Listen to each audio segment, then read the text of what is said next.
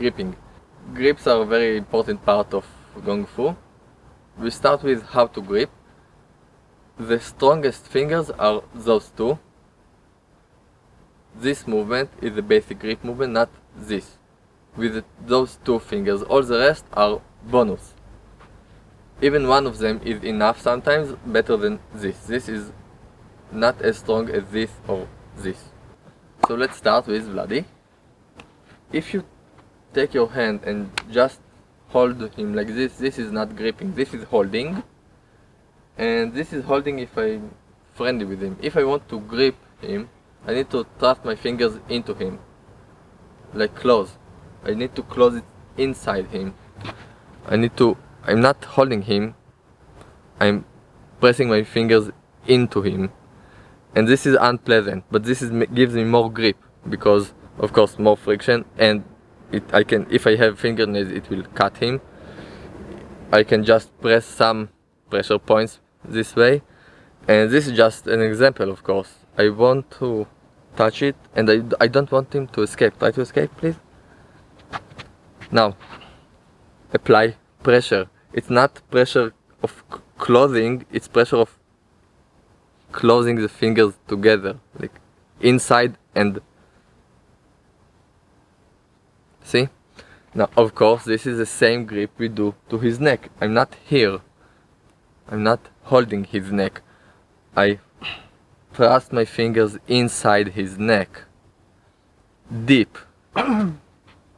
Very small pressure, and this is the effect. I didn't do anything, I just touch him this way. Touch me. See? It's unpleasant. He knows where to touch me. But this is for a different lesson about strangling. Two more things we can grip beside limbs and of course every muscle tissue. You see, I do the same. I stick my fingers inside him and grab and usually twist. So of course it works on his legs. Sometimes you don't have to hit the muscle, just grab and press.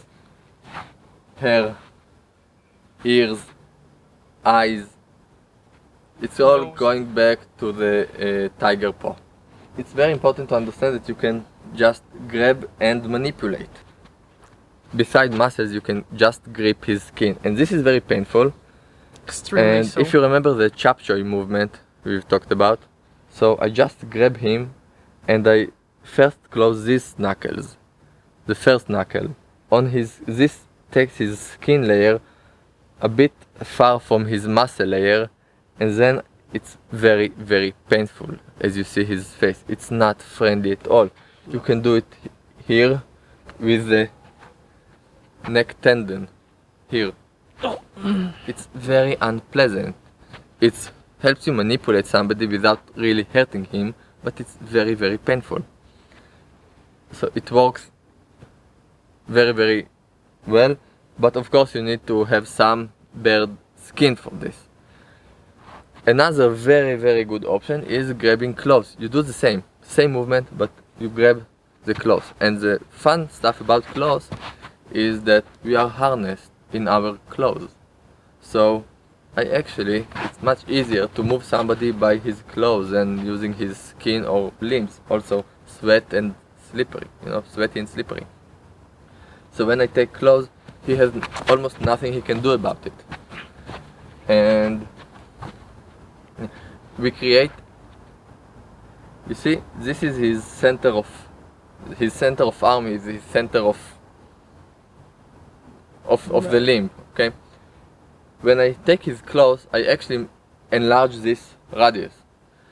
And then I can apply less force to create the same torque. Basic physics, we multiply the lever length with the force to apply torque. So with clothes, it's much easier to apply torque and create rotational movement. It's much easier to grab his pants and take his leg than actually take his leg. He doesn't let me. Now I grab his pants and I do it. Much, much easier. So grab the clothes not the leg.